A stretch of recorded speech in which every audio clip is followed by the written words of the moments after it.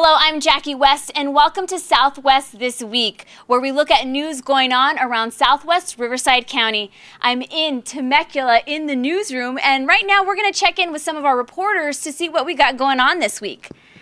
We're going to check in with reporter Michelle Clampy. Michelle, what can you tell us what's going on this week around Temecula?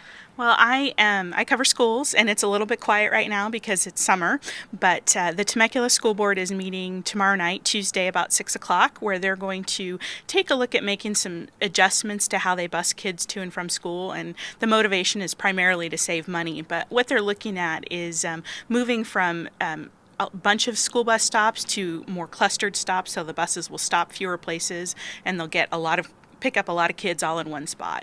And then they're also looking at changing the bell time for Bella Vista Middle School. They're going to push it back just a little bit, which allows them to use one bus to take those kids to and from school, as well as another group of kids from another neighborhood. And they think those moves will save them about $100,000. Now we're here with reporter John Hill. John, what exciting news do you have to tell us about?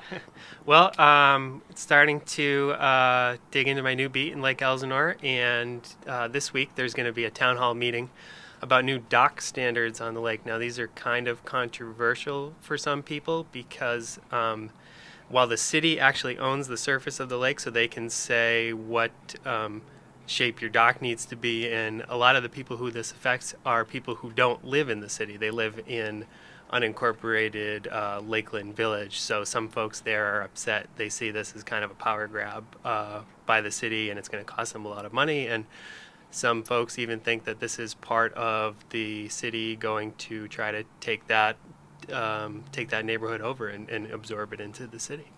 Interesting. Tell us a little bit about the Elsinore Princess.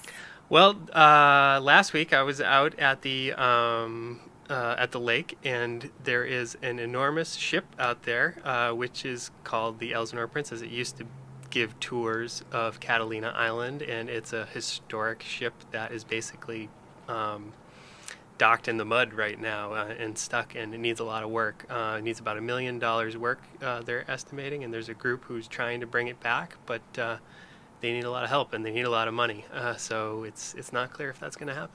And I did see a lot of people have been commenting on this story on PEKam. What has been the feedback? Negative, positive? Well, basically, people who are commenting just want to make sure their tax money isn't going to fix up the boat, which, to be clear, it's not.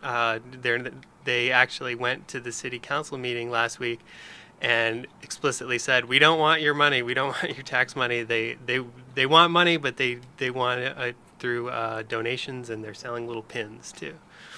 Perfect. We are here with reporter Nelsie Rodrigues. Nelsie, I understand we got some water issues going on here in Temecula, right? Yes, this week I'm working on an article about wine country. The county is going to start hosting its first meetings for the Temecula Wine Country Master Plan next week on the 25th on Wednesday. So in advance of that, we're talking to residents who live in wine country, equestrian owners out there, and also winery owners about their concerns for this master development plan. The plan is supposed to bring sewer and better roads out to that entire region. That does it for Southwest This Week. Don't forget to check out PE.com for all the latest news and updates. You can also check us out on Facebook at facebook.com/PE Southwest. I'm Jackie West. I'll see you later this week for Southwest This Weekend.